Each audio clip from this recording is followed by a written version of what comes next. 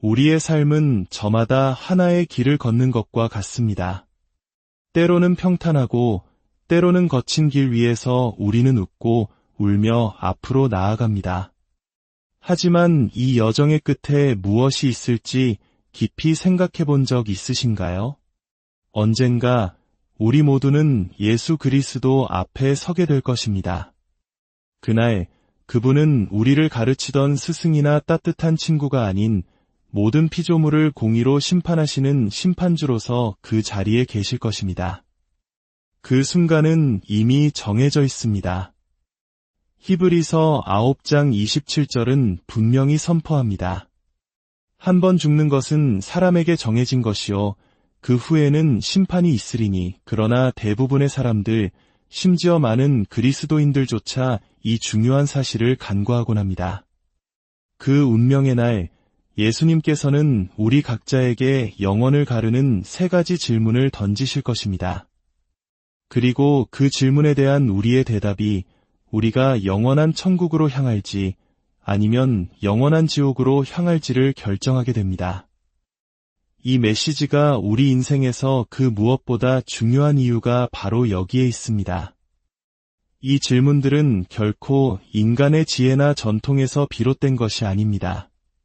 성경을 통해 우리에게 직접 계시된 예수님께서 친히 그 마지막 심판의 순간을 엿볼 수 있도록 허락하신 하나님의 말씀입니다. 오늘 우리는 그 3가지 질문을 하나하나 깊이 파고들어 갈 것입니다. 부디 이 영상을 건너뛰거나 멈추지 마십시오. 당신의 영원한 운명이 걸린 인생에서 가장 중요한 메시지가 될지도 모르기 때문입니다. 언젠가 당신이 예수님 앞에 서는 그날, 이 세상의 그 어떤 것도 더는 중요하지 않게 될 것입니다. 첫 번째 질문을 마주하기에 앞서 우리는 먼저 심판의 날 그 자체가 무엇을 의미하는지 이해해야 합니다. 심판의 날은 단순히 종교적인 개념이나 문학적 은유가 아닙니다. 영화 속 극적인 장면도 아닙니다. 그것은 우리 모두가 반드시 마주하게 될 실제적이고 약속된 현실입니다. 로마서 14장은 이렇게 증언합니다. 우리가 다 하나님의 심판대 앞에 서리라. 이러므로 우리 각 사람이 자기 일을 하나님께 직고하리라. 목사도, 정치인도, 청년도, 사업가도, 그 누구도 예외는 없습니다. 이 심판을 피할 수 있는 사람은 아무도 없습니다. 요한계시록 20장에서 사도 요한은 그 광경을 이렇게 묘사합니다. 또 내가 보니 죽은 자들이 큰 자나 작은 자나 그 보좌 앞에 서 있는데 책들이 펴 있고 죽은 자들이 자기 행위를 따라 책들에 기록된 대로 심판을 받으니 우리의 모든 생각, 모든 말, 모든 행동이 그날 남김없이 드러날 것입니다. 그러나 하나님께서는 우리의 행동뿐만 아니라 그 행동 이면에 숨겨진 동기까지 꿰뚫어 보시고 판단하실 것입니다. 고린도후서 5장 10절은 말합니다. 이는 우리가 다 반드시 그리스도의 심판대 앞에 나타나게 되어 각각 선악간에 그 몸으로 행한 것을 따라 받으려 함이라. 이것은 단순히 상과 벌의 문제가 아닙니다. 이것은 진실의 문제입니다. 평생 숨겨왔던 모든 것들이 드러나는 날, 모든 가면이 벗겨지는 날, 진짜 당신이 진짜 하나님 앞에 서게 되는 바로 그 순간입니다. 그리고 그날 예수님께서 당신에게 던지실 첫 번째 질문은 당신이 얼마나 선한 일을 했는지, 율법을 얼마나 잘 지켰는지가 아닙니다. 그분은 훨씬 더 본질적이고 개인적인 질문으로 시작하실 것입니다. 하나님께서 심판날 당신에게 하실 첫 번째 질문은 이것입니다. 너는 내 아들과 무슨 관계를 맺었느냐? 이 질문은 당신이 어느 교회에 등록했는지, 얼마나 많은 종교활동에 참여했는지와는 아무런 관련이 없습니다. 다른 신자들 사이에서 어떤 평판을 얻었는지, 신학적 지식이 얼마나 해박했는지도 중요하지 않습니다.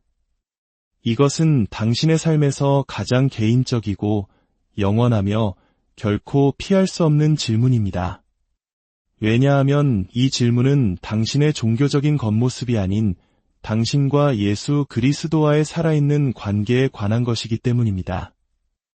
요한복음 3장 18절에서 예수님은 단호하게 말씀하십니다. 그를 믿는 자는 심판을 받지 아니하는 것이요 믿지 아니하는 자는 하나님의 독생자의 이름을 믿지 아니하므로 벌써 심판을 받은 것이니라. 질문은 이토록 명료합니다. 당신은 예수님을 믿었습니까? 그저 머리로 그 존재를 인정한 것이 아니라, 멀리서 관망한 것이 아니라 당신의 삶의 주인으로 개인적으로 영접했습니까? 요한일서 5장 12절은 더욱 명확하게 선을 긋습니다. 아들이 있는 자에게는 생명이 있고 하나님의 아들이 없는 자에게는 생명이 없느니라. 예수님이 당신 안에 계십니까? 아니면 계시지 않습니까? 중간지대는 없습니다.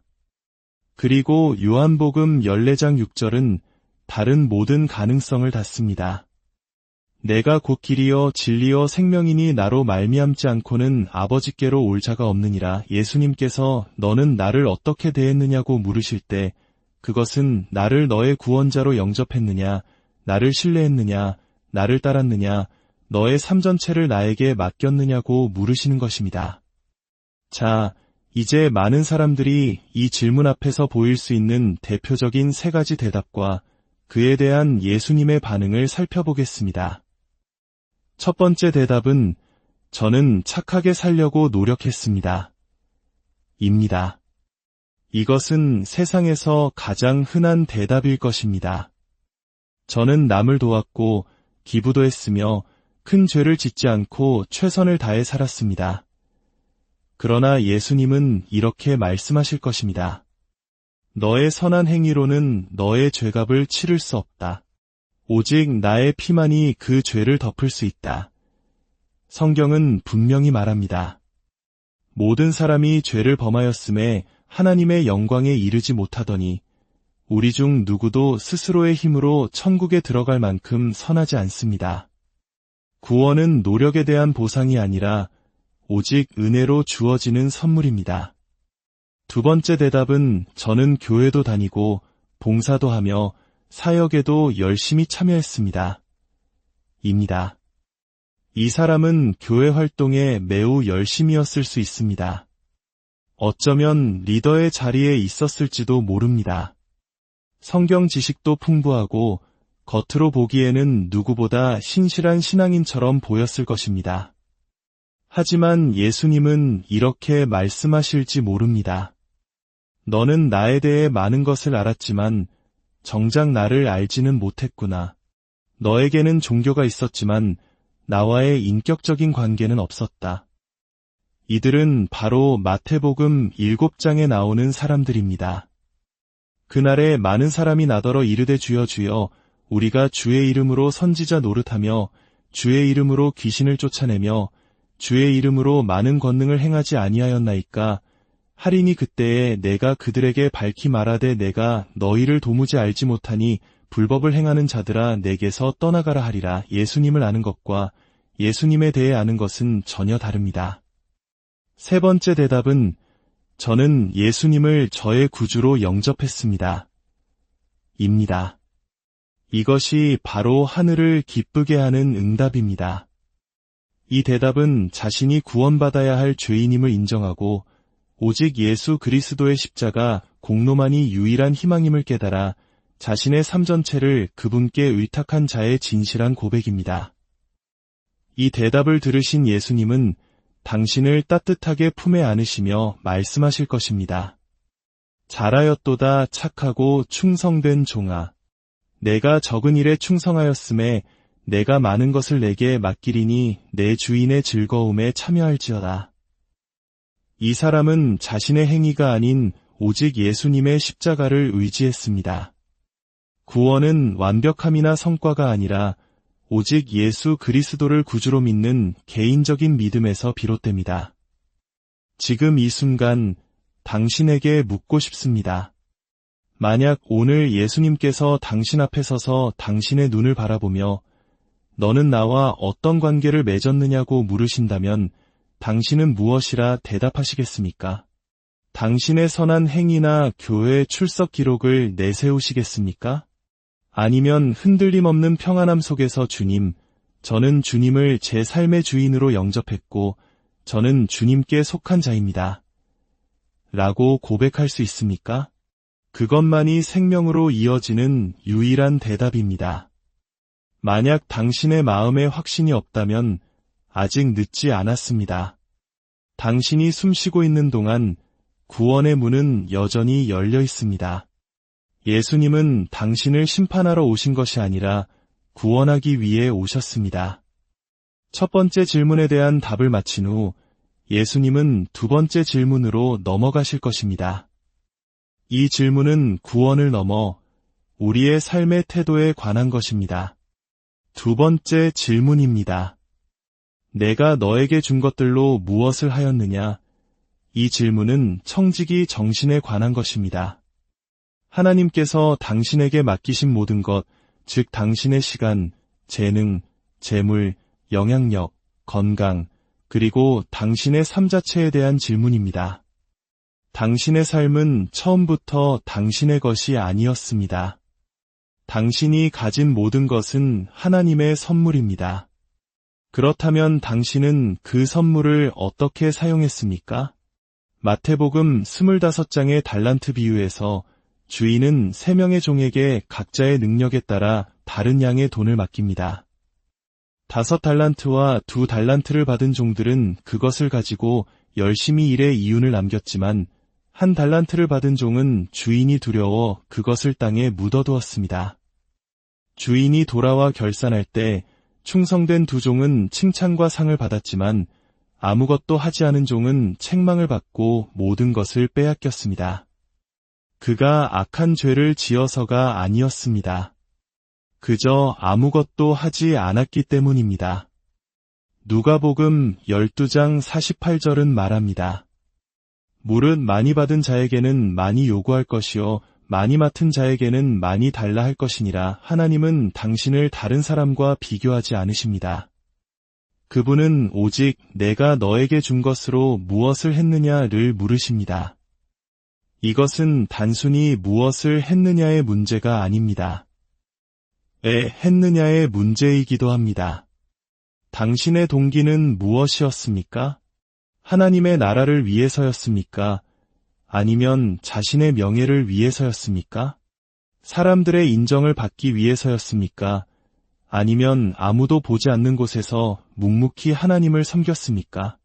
하나님은 결과만이 아니라 그 결과를 낳은 당신의 마음 중심을 보십니다.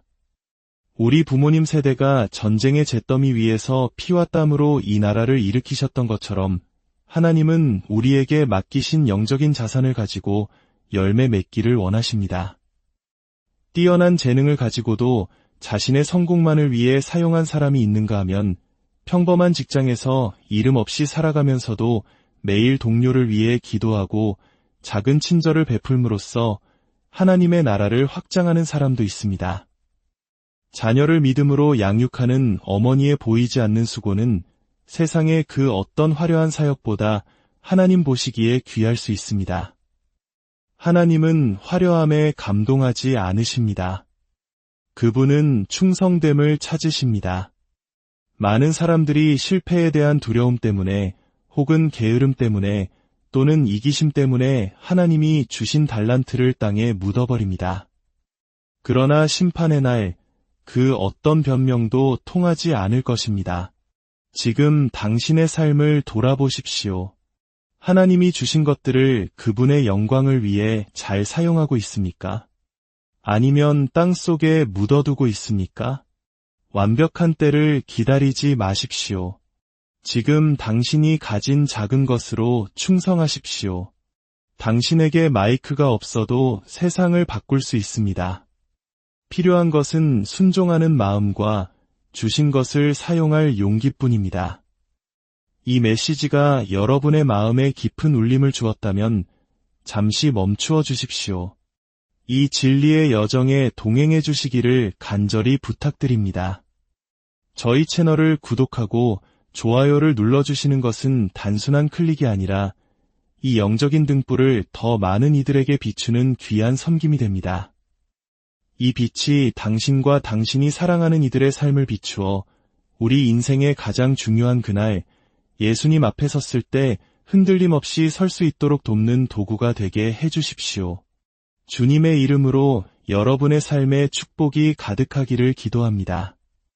이제 그 마음을 품고 우리는 예수님께서 하실 세 번째이자 마지막 질문으로 나아갑니다. 세 번째 질문입니다. 너는 내 어린 자들을 어떻게 대했느냐? 이 질문은 우리의 믿음과 충성을 넘어 우리 존재의 가장 깊은 곳, 사랑의 중심부를 향합니다. 이것은 막연한 감정이 아니라 상처받고 소외된 이들을 향한 구체적이고 실제적인 행동으로 나타나는 사랑에 관한 것입니다. 마태복음 25장에서 예수님은 최후 심판의 장면을 생생하게 보여주십니다. 목자가 양과 염소를 나누듯 모든 민족이 둘로 나뉩니다. 오른편에 있는 양들에게 왕은 말씀하십니다. 내 아버지께 복받을 자들이여 나와 창세로부터 너희를 위하여 예비된 나라를 상속받으라. 내가 줄일 때에 너희가 먹을 것을 주었고 목마를 때에 마시게 하였고 나그네 되었을 때에 영접하였고 헐벗었을 때에 옷을 입혔고 병들었을 때에 돌보았고 옥에 갇혔을 때에 와서 보았느니라. 의인들이 언제 우리가 주님께 그렇게 했냐고 묻자 예수님은 대답하십니다. 내가 진실로 너희에게 이르노니 너희가 여기 내 형제 중에 지극히 작은 자 하나에게 한 것이 곧 내게 한 것이니라. 예수님은 세상에서 가장 연약한 자들과 자신을 동일시하십니다. 고아와 과부, 노숙자와 중독자, 병든 자와 갇힌 자들의 얼굴 속에서 당신의 얼굴을 보십니다. 그들을 외면하는 것은 곧 예수님을 외면하는 것이고 그들을 사랑하는 것은 곧 예수님을 사랑하는 것입니다. 우리가 흔히 말하는 따뜻한 정을 넘어선 희생적인 사랑을 말합니다. 요한일서는 말합니다. 누구든지 하나님을 사랑하노라 하고 그 형제를 미워하면 이는 거짓말하는 자니 하나님을 향한 사랑은 반드시 이웃, 특히 우리에게 아무것도 갚아줄 수 없는 작은 자들을 향한 사랑으로 증명되어야 합니다. 예수님은 우리가 자선단체에 얼마를 기부했는지를 묻지 않으실 것입니다. 그분은 너는 너의 마음을 내어주었느냐?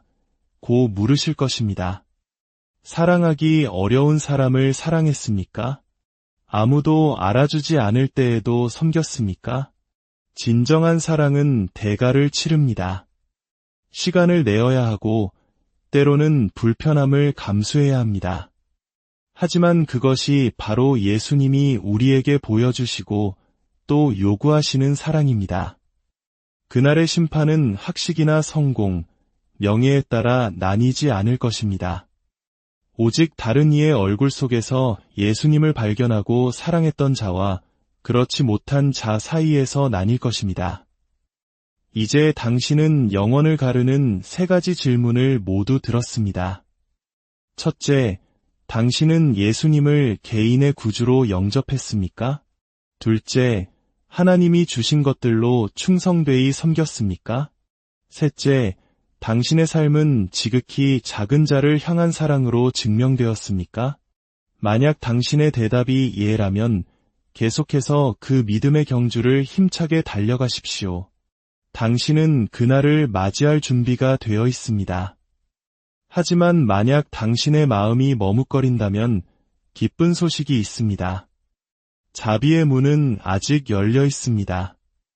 예수님은 지금 이 순간에도 당신을 부르고 계십니다. 늦지 않았습니다. 만약 지금 예수님께 당신의 삶을 드리기로 결단했다면 저를 따라 마음으로 기도해 주십시오. 주 예수님, 저는 죄인입니다. 저를 위해 십자가에서 죽으시고 부활하셨음을 믿습니다. 오늘 저는 주님을 저의 구주와 주인으로 영접합니다. 제 모든 죄를 용서하시고 저를 깨끗하게 하시며 주님의 자녀로 삼아 주옵소서. 제 남은 삶을 온전히 주님께 드립니다. 저를 구원해 주셔서 감사합니다. 예수님의 이름으로 기도드립니다. 아멘. 이 기도를 진심으로 드리셨다면 지금 하늘에서는 당신으로 인해 큰 기쁨의 잔치가 열리고 있습니다. 당신은 이제 이전의 당신이 아닙니다. 당신은 하나님의 사랑받는 자녀입니다. 댓글에 저는 준비되었습니다. 라고 적어 당신의 믿음을 고백해 보십시오. 이 작은 고백이 또 다른 영혼을 주님께 인도하는 용기가 될 수 있습니다. 이 메시지가 당신의 영혼을 깨웠다면 이 영상을 당신이 사랑하는 사람들에게 나누어 주십시오. 이 생명의 메시지를 우리 안에만 가두어 두지 맙시다. 이 영상을 시청하시는 모든 분들 위해 주님의 은혜와 평강이 넘치기를 기도합니다. 주님께서 당신을 복주시고 지키시며 그 얼굴을 당신에게 비추사 영원토록 평강 주시기를 축복합니다. 우리의 삶은 저마다 하나의 길을 걷는 것과 같습니다. 때로는 평탄하고 때로는 거친 길 위에서 우리는 웃고 울며 앞으로 나아갑니다. 하지만 이 여정의 끝에 무엇이 있을지 깊이 생각해 본 적 있으신가요? 언젠가 우리 모두는 예수 그리스도 앞에 서게 될 것입니다. 그날 그분은 우리를 가르치던 스승이나 따뜻한 친구가 아닌 모든 피조물을 공의로 심판하시는 심판주로서 그 자리에 계실 것입니다. 그 순간은 이미 정해져 있습니다. 히브리서 9장 27절은 분명히 선포합니다. 한 번 죽는 것은 사람에게 정해진 것이요 그 후에는 심판이 있으리니 그러나 대부분의 사람들, 심지어 많은 그리스도인들조차 이 중요한 사실을 간과하곤 합니다. 그 운명의 날 예수님께서는 우리 각자에게 영혼을 가르는 3가지 질문을 던지실 것입니다. 그리고 그 질문에 대한 우리의 대답이 우리가 영원한 천국으로 향할지 아니면 영원한 지옥으로 향할지를 결정하게 됩니다. 이 메시지가 우리 인생에서 그 무엇보다 중요한 이유가 바로 여기에 있습니다. 이 질문들은 결코 인간의 지혜나 전통에서 비롯된 것이 아닙니다. 성경을 통해 우리에게 직접 계시된 예수님께서 친히 그 마지막 심판의 순간을 엿볼 수 있도록 허락하신 하나님의 말씀입니다. 오늘 우리는 그 3가지 질문을 하나하나 깊이 파고들어 갈 것입니다. 부디 이 영상을 건너뛰거나 멈추지 마십시오. 당신의 영원한 운명이 걸린 인생에서 가장 중요한 메시지가 될지도 모르기 때문입니다. 언젠가 당신이 예수님 앞에 서는 그날, 이 세상의 그 어떤 것도 더는 중요하지 않게 될 것입니다. 첫 번째 질문을 마주하기에 앞서 우리는 먼저 심판의 날 그 자체가 무엇을 의미하는지 이해해야 합니다.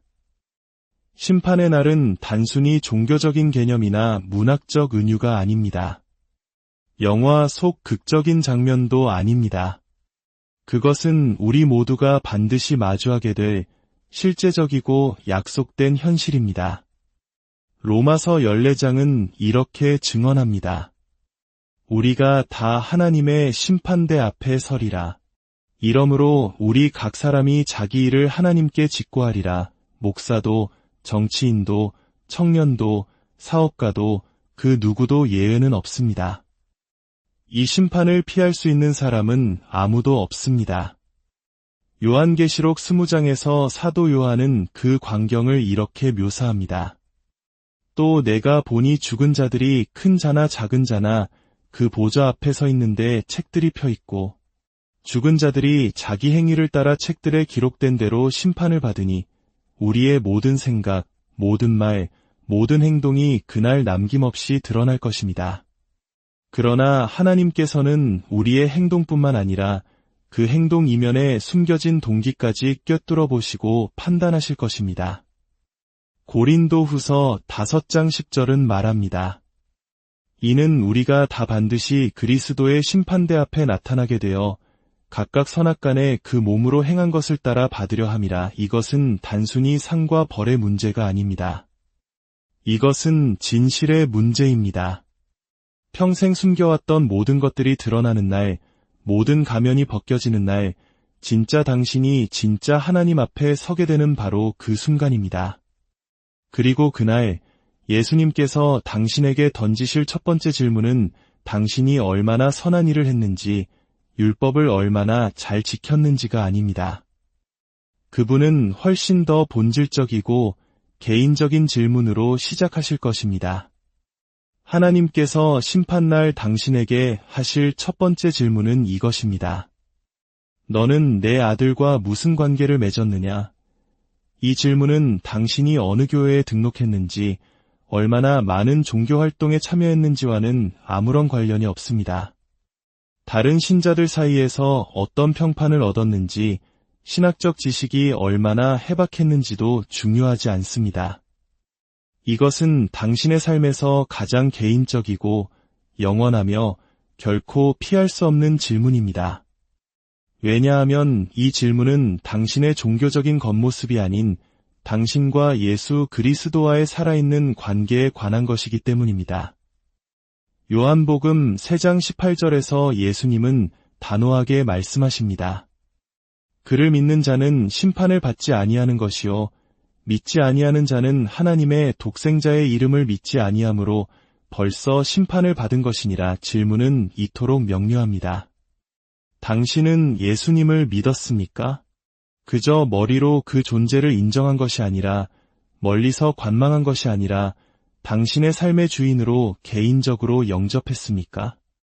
요한일서 5장 12절은 더욱 명확하게 선을 긋습니다. 아들이 있는 자에게는 생명이 있고 하나님의 아들이 없는 자에게는 생명이 없느니라. 예수님이 당신 안에 계십니까? 아니면 계시지 않습니까? 중간 지대는 없습니다. 그리고 요한복음 14장 6절은 다른 모든 가능성을 닫습니다. 내가 곧 길이요 진리요 생명이니 나로 말미암지 않고는 아버지께로 올 자가 없느니라. 예수님께서 너는 나를 어떻게 대했느냐고 물으실 때 그것은 나를 너의 구원자로 영접했느냐, 나를 신뢰했느냐, 나를 따랐느냐, 너의 삶 전체를 나에게 맡겼느냐고 물으시는 것입니다.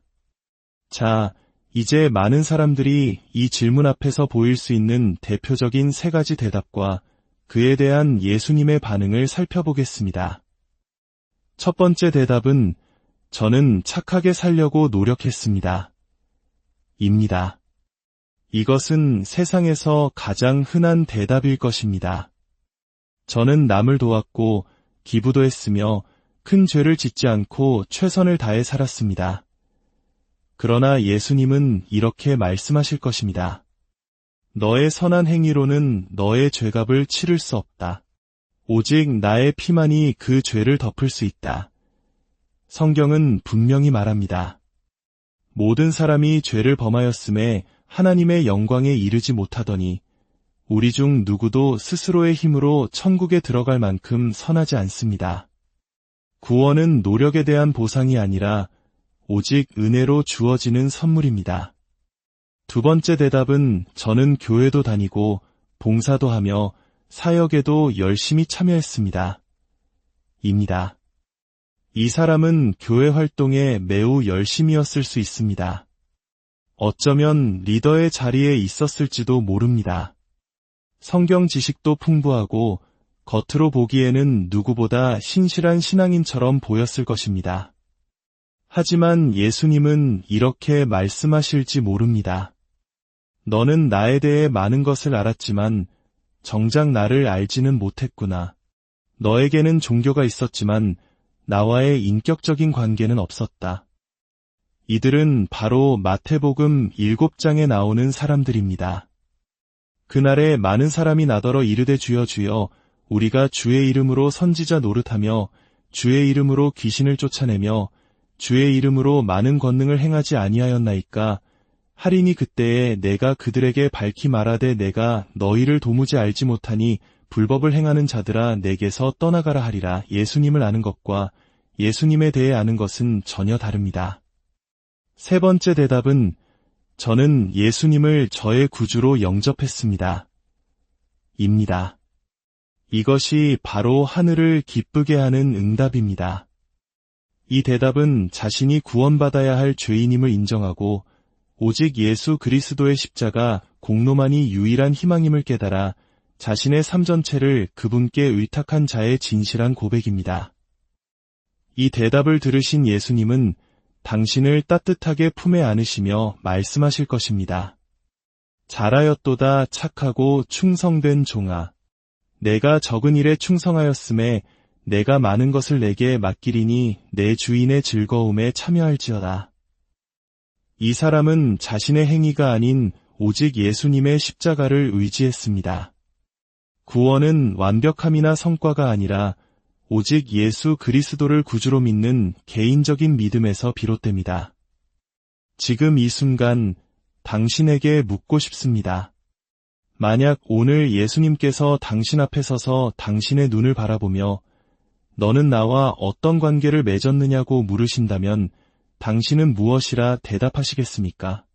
당신의 선한 행위나 교회 출석 기록을 내세우시겠습니까?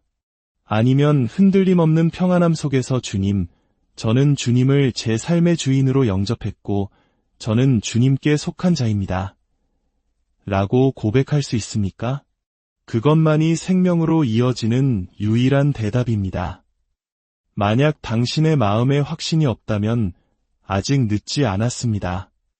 당신이 숨쉬고 있는 동안 구원의 문은 여전히 열려 있습니다. 예수님은 당신을 심판하러 오신 것이 아니라 구원하기 위해 오셨습니다. 첫 번째 질문에 대한 답을 마친 후 예수님은 두 번째 질문으로 넘어가실 것입니다. 이 질문은 구원을 넘어 우리의 삶의 태도에 관한 것입니다. 두 번째 질문입니다. 내가 너에게 준 것들로 무엇을 하였느냐? 이 질문은 청지기 정신에 관한 것입니다. 하나님께서 당신에게 맡기신 모든 것, 즉 당신의 시간, 재능, 재물, 영향력, 건강, 그리고 당신의 삶 자체에 대한 질문입니다. 당신의 삶은 처음부터 당신의 것이 아니었습니다. 당신이 가진 모든 것은 하나님의 선물입니다. 그렇다면 당신은 그 선물을 어떻게 사용했습니까? 마태복음 25장의 달란트 비유에서 주인은 3명의 종에게 각자의 능력에 따라 다른 양의 돈을 맡깁니다. 5달란트와 2달란트를 받은 종들은 그것을 가지고 열심히 일해 이윤을 남겼지만 1달란트를 받은 종은 주인이 두려워 그것을 땅에 묻어두었습니다. 주인이 돌아와 결산할 때 충성된 2종은 칭찬과 상을 받았지만 아무것도 하지 않은 종은 책망을 받고 모든 것을 빼앗겼습니다. 그가 악한 죄를 지어서가 아니었습니다. 그저 아무것도 하지 않았기 때문입니다. 누가복음 12장 48절은 말합니다. 무릇 많이 받은 자에게는 많이 요구할 것이요 많이 맡은 자에게는 많이 달라 할 것이니라. 하나님은 당신을 다른 사람과 비교하지 않으십니다.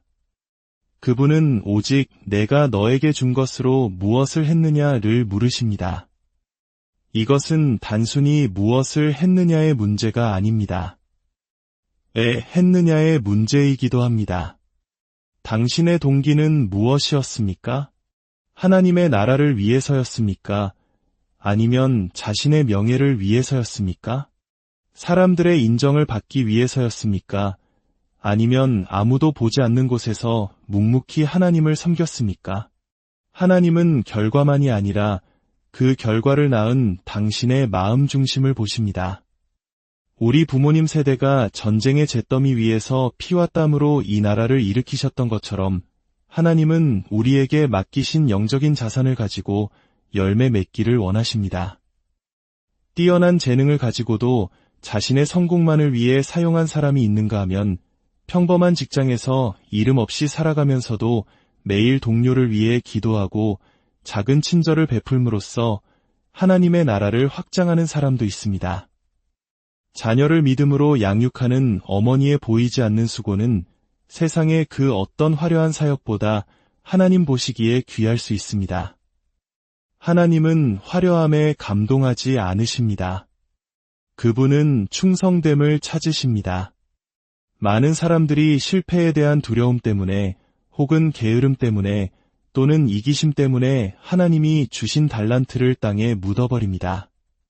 그러나 심판의 날 그 어떤 변명도 통하지 않을 것입니다. 지금 당신의 삶을 돌아보십시오. 하나님이 주신 것들을 그분의 영광을 위해 잘 사용하고 있습니까? 아니면 땅 속에 묻어두고 있습니까? 완벽한 때를 기다리지 마십시오. 지금 당신이 가진 작은 것으로 충성하십시오.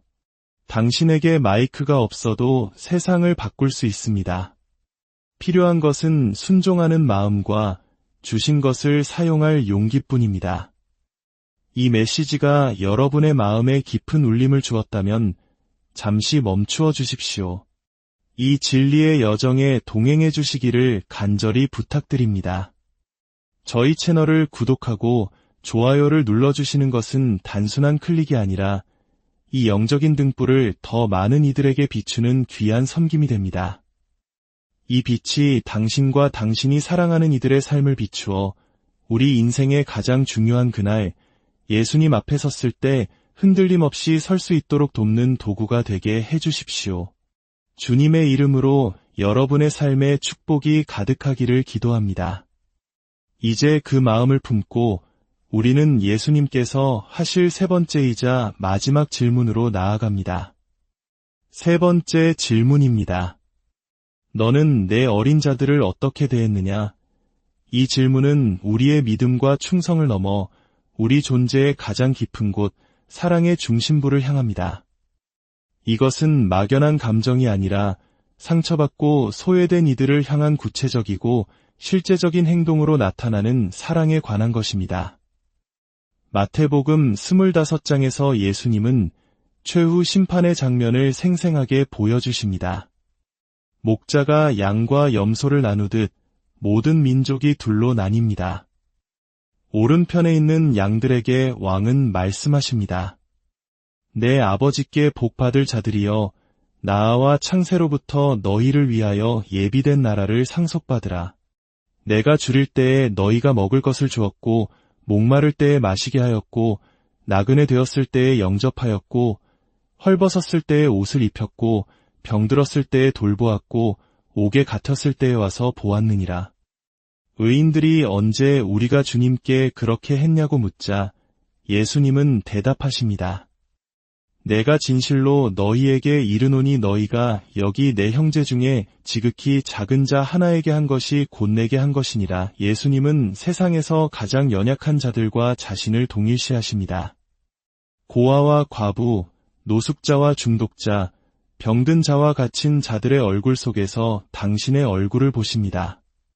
그들을 외면하는 것은 곧 예수님을 외면하는 것이고 그들을 사랑하는 것은 곧 예수님을 사랑하는 것입니다. 우리가 흔히 말하는 따뜻한 정을 넘어선 희생적인 사랑을 말합니다. 요한일서는 말합니다. 누구든지 하나님을 사랑하노라 하고 그 형제를 미워하면 이는 거짓말하는 자니 하나님을 향한 사랑은 반드시 이웃, 특히 우리에게 아무것도 갚아줄 수 없는 작은 자들을 향한 사랑으로 증명되어야 합니다. 예수님은 우리가 자선단체에 얼마를 기부했는지를 묻지 않으실 것입니다. 그분은 너는 너의 마음을 내어주었느냐? 고 물으실 것입니다. 사랑하기 어려운 사람을 사랑했습니까? 아무도 알아주지 않을 때에도 섬겼습니까? 진정한 사랑은 대가를 치릅니다. 시간을 내어야 하고 때로는 불편함을 감수해야 합니다. 하지만 그것이 바로 예수님이 우리에게 보여주시고 또 요구하시는 사랑입니다. 그날의 심판은 학식이나 성공, 명예에 따라 나뉘지 않을 것입니다. 오직 다른 이의 얼굴 속에서 예수님을 발견하고 사랑했던 자와 그렇지 못한 자 사이에서 나뉠 것입니다. 이제 당신은 영혼을 가르는 세 가지 질문을 모두 들었습니다.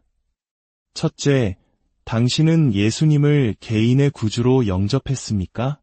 둘째, 하나님이 주신 것들로 충성되이 섬겼습니까? 셋째, 당신의 삶은 지극히 작은 자를 향한 사랑으로 증명되었습니까? 만약 당신의 대답이 예라면 계속해서 그 믿음의 경주를 힘차게 달려가십시오. 당신은 그날을 맞이할 준비가 되어 있습니다. 하지만 만약 당신의 마음이 머뭇거린다면 기쁜 소식이 있습니다. 자비의 문은 아직 열려 있습니다.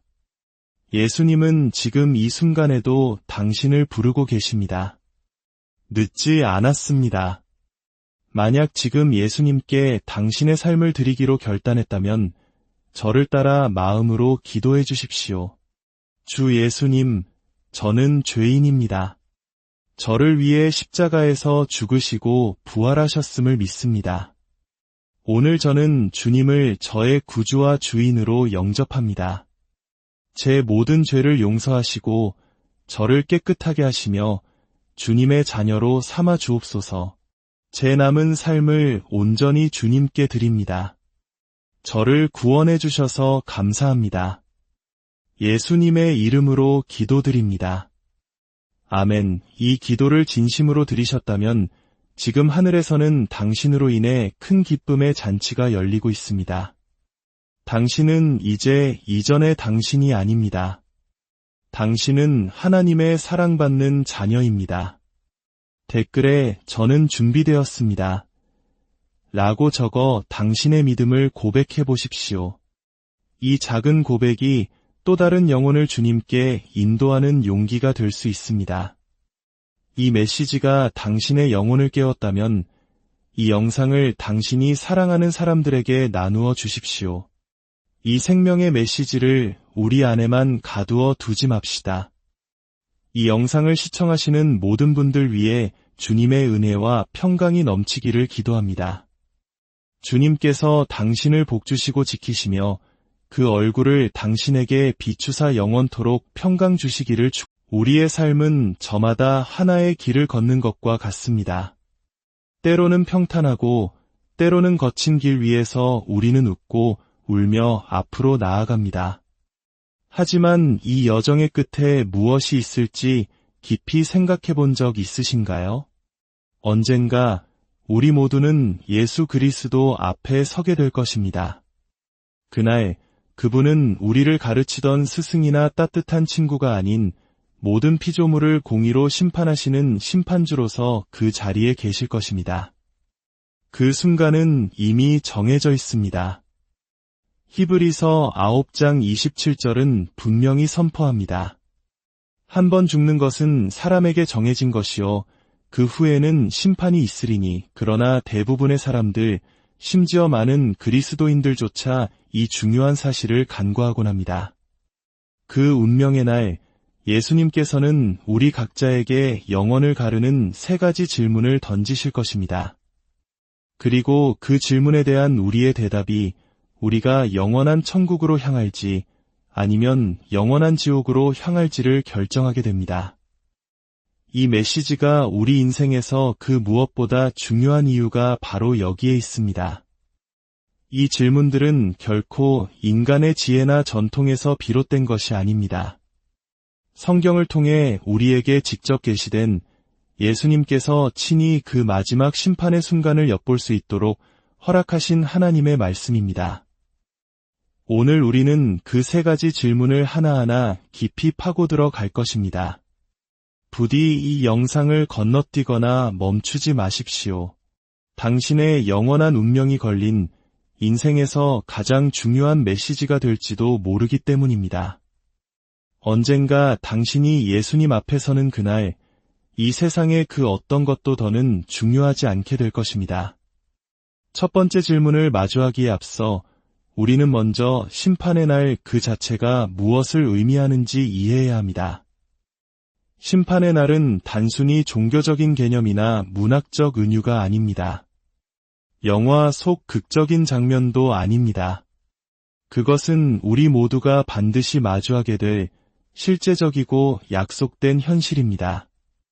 로마서 14장은 이렇게 증언합니다. 우리가 다 하나님의 심판대 앞에 서리라.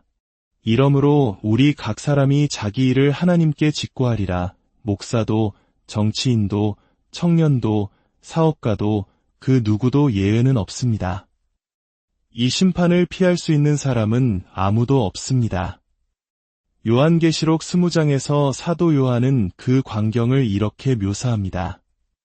또 내가 보니 죽은 자들이 큰 자나 작은 자나 그 보좌 앞에 서 있는데 책들이 펴 있고 죽은 자들이 자기 행위를 따라 책들에 기록된 대로 심판을 받으니 우리의 모든 생각, 모든 말, 모든 행동이 그날 남김없이 드러날 것입니다. 그러나 하나님께서는 우리의 행동뿐만 아니라 그 행동 이면에 숨겨진 동기까지 꿰뚫어 보시고 판단하실 것입니다. 고린도후서 5장 10절은 말합니다. 이는 우리가 다 반드시 그리스도의 심판대 앞에 나타나게 되어 각각 선악간에 그 몸으로 행한 것을 따라 받으려 함이라. 이것은 단순히 상과 벌의 문제가 아닙니다. 이것은 진실의 문제입니다. 평생 숨겨왔던 모든 것들이 드러나는 날, 모든 가면이 벗겨지는 날, 진짜 당신이 진짜 하나님 앞에 서게 되는 바로 그 순간입니다. 그리고 그날 예수님께서 당신에게 던지실 첫 번째 질문은 당신이 얼마나 선한 일을 했는지, 율법을 얼마나 잘 지켰는지가 아닙니다. 그분은 훨씬 더 본질적이고 개인적인 질문으로 시작하실 것입니다. 하나님께서 심판날 당신에게 하실 첫 번째 질문은 이것입니다. 너는 내 아들과 무슨 관계를 맺었느냐? 이 질문은 당신이 어느 교회에 등록했는지, 얼마나 많은 종교활동에 참여했는지와는 아무런 관련이 없습니다. 다른 신자들 사이에서 어떤 평판을 얻었는지, 신학적 지식이 얼마나 해박했는지도 중요하지 않습니다. 이것은 당신의 삶에서 가장 개인적이고 영원하며 결코 피할 수 없는 질문입니다. 왜냐하면 이 질문은 당신의 종교적인 겉모습이 아닌 당신과 예수 그리스도와의 살아있는 관계에 관한 것이기 때문입니다. 요한복음 3장 18절에서 예수님은 단호하게 말씀하십니다. 그를 믿는 자는 심판을 받지 아니하는 것이요 믿지 아니하는 자는 하나님의 독생자의 이름을 믿지 아니하므로 벌써 심판을 받은 것이니라. 질문은 이토록 명료합니다. 당신은 예수님을 믿었습니까? 그저 머리로 그 존재를 인정한 것이 아니라, 멀리서 관망한 것이 아니라 당신의 삶의 주인으로 개인적으로 영접했습니까? 요한일서 5장 12절은 더욱 명확하게 선을 긋습니다. 아들이 있는 자에게는 생명이 있고 하나님의 아들이 없는 자에게는 생명이 없느니라. 예수님이 당신 안에 계십니까? 아니면 계시지 않습니까? 중간 지대는 없습니다. 그리고 요한복음 14장 6절은 다른 모든 가능성을 닫습니다. 내가 곧 길이요 진리요 생명이니 나로 말미암지 않고는 아버지께로 올 자가 없느니라. 예수님께서 너는 나를 어떻게 대했느냐고 물으실 때 그것은 나를 너의 구원자로 영접했느냐, 나를 신뢰했느냐, 나를 따랐느냐, 너의 삶 전체를 나에게 맡겼느냐고 물으시는 것입니다. 자, 이제 많은 사람들이 이 질문 앞에서 보일 수 있는 대표적인 3가지 대답과 그에 대한 예수님의 반응을 살펴보겠습니다. 첫 번째 대답은 저는 착하게 살려고 노력했습니다. 입니다. 이것은 세상에서 가장 흔한 대답일 것입니다. 저는 남을 도왔고 기부도 했으며 큰 죄를 짓지 않고 최선을 다해 살았습니다. 그러나 예수님은 이렇게 말씀하실 것입니다. 너의 선한 행위로는 너의 죄값을 치를 수 없다. 오직 나의 피만이 그 죄를 덮을 수 있다. 성경은 분명히 말합니다. 모든 사람이 죄를 범하였음에 하나님의 영광에 이르지 못하더니 우리 중 누구도 스스로의 힘으로 천국에 들어갈 만큼 선하지 않습니다. 구원은 노력에 대한 보상이 아니라 오직 은혜로 주어지는 선물입니다. 두 번째 대답은 저는 교회도 다니고 봉사도 하며 사역에도 열심히 참여했습니다. 입니다. 이 사람은 교회 활동에 매우 열심이었을 수 있습니다. 어쩌면 리더의 자리에 있었을지도 모릅니다. 성경 지식도 풍부하고 겉으로 보기에는 누구보다 신실한 신앙인처럼 보였을 것입니다. 하지만 예수님은 이렇게 말씀하실지 모릅니다.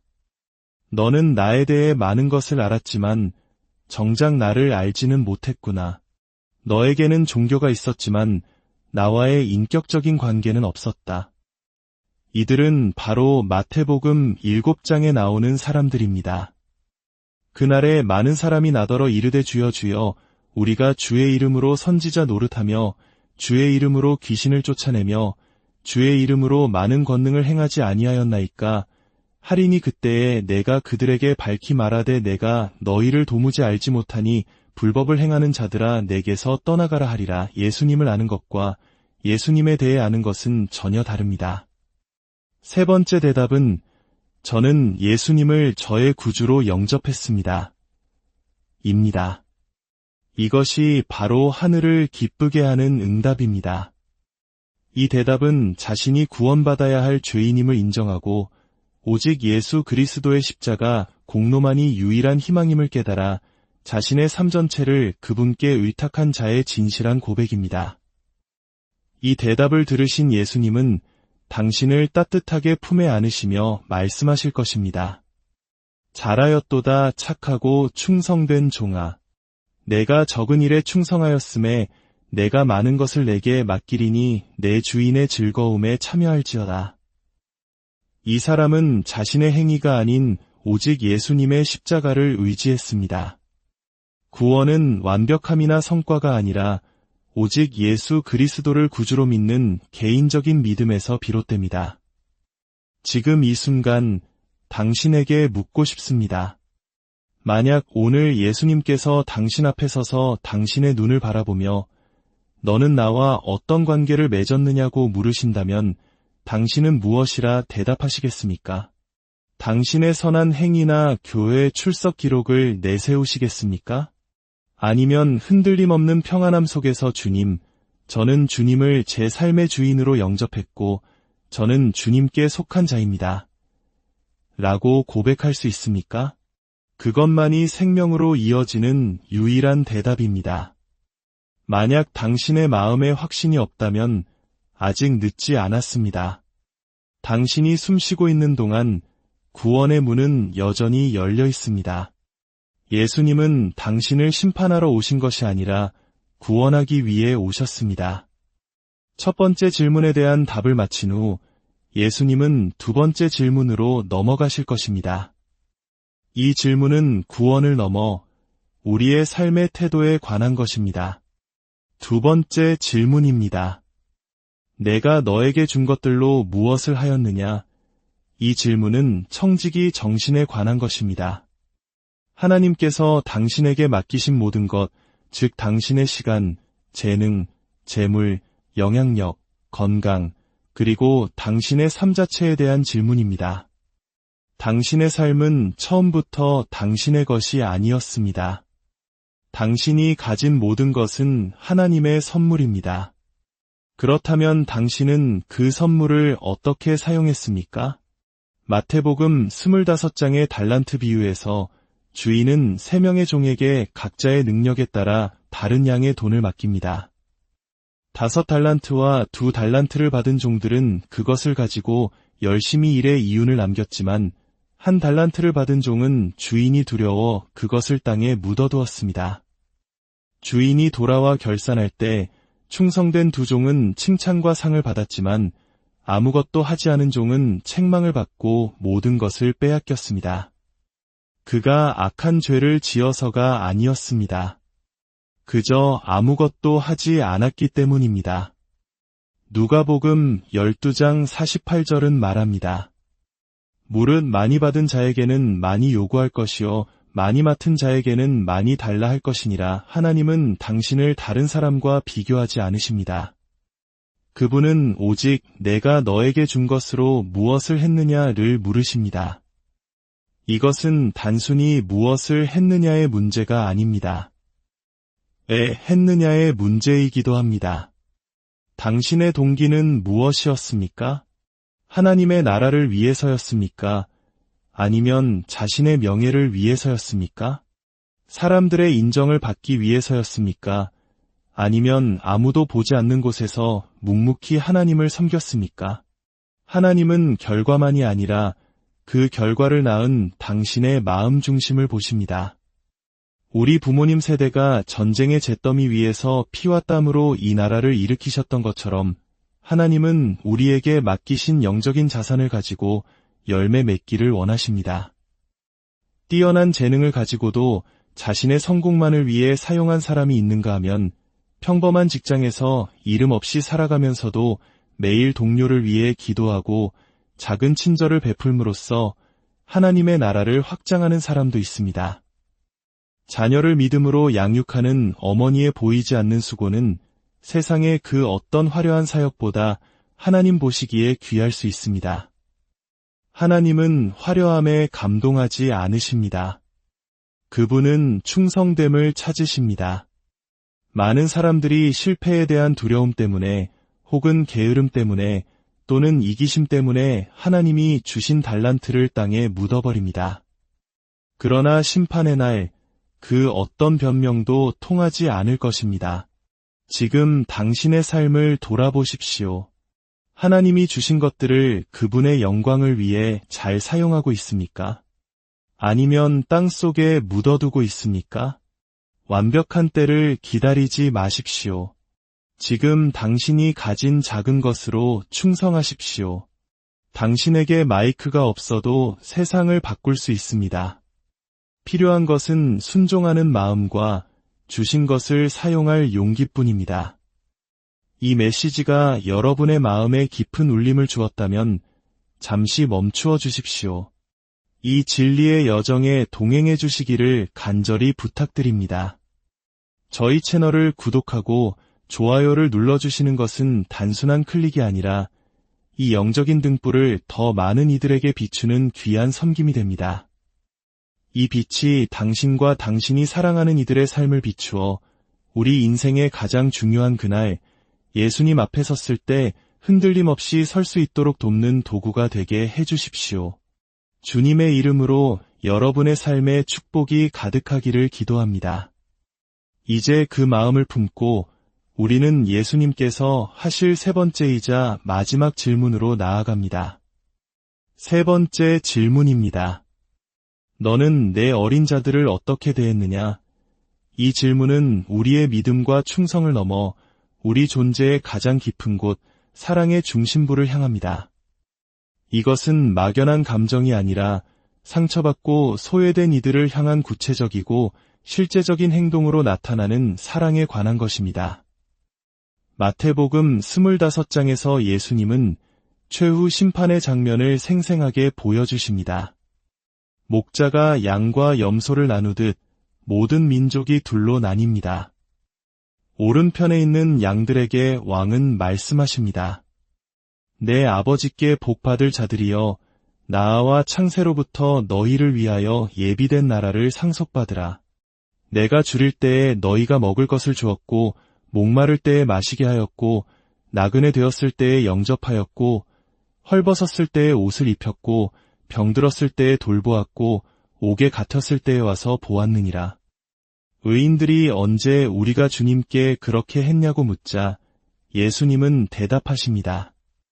내가 진실로 너희에게 이르노니 너희가 여기 내 형제 중에 지극히 작은 자 하나에게 한 것이 곧 내게 한 것이니라. 예수님은 세상에서 가장 연약한 자들과 자신을 동일시하십니다. 고아와 과부, 노숙자와 중독자, 병든 자와 갇힌 자들의 얼굴 속에서 당신의 얼굴을 보십니다. 그들을 외면하는 것은 곧 예수님을 외면하는 것이고 그들을 사랑하는 것은 곧 예수님을 사랑하는 것입니다. 우리가 흔히 말하는 따뜻한 정을 넘어선 희생적인 사랑을 말합니다. 요한일서는 말합니다. 누구든지 하나님을 사랑하노라 하고 그 형제를 미워하면 이는 거짓말하는 자니 하나님을 향한 사랑은 반드시 이웃, 특히 우리에게 아무것도 갚아줄 수 없는 작은 자들을 향한 사랑으로 증명되어야 합니다. 예수님은 우리가 자선단체에 얼마를 기부했는지를 묻지 않으실 것입니다. 그분은 너는 너의 마음을 내어주었느냐? 고 물으실 것입니다. 사랑하기 어려운 사람을 사랑했습니까? 아무도 알아주지 않을 때에도 섬겼습니까? 진정한 사랑은 대가를 치릅니다. 시간을 내어야 하고 때로는 불편함을 감수해야 합니다. 하지만 그것이 바로 예수님이 우리에게 보여주시고 또 요구하시는 사랑입니다. 그날의 심판은 학식이나 성공, 명예에 따라 나뉘지 않을 것입니다. 오직 다른 이의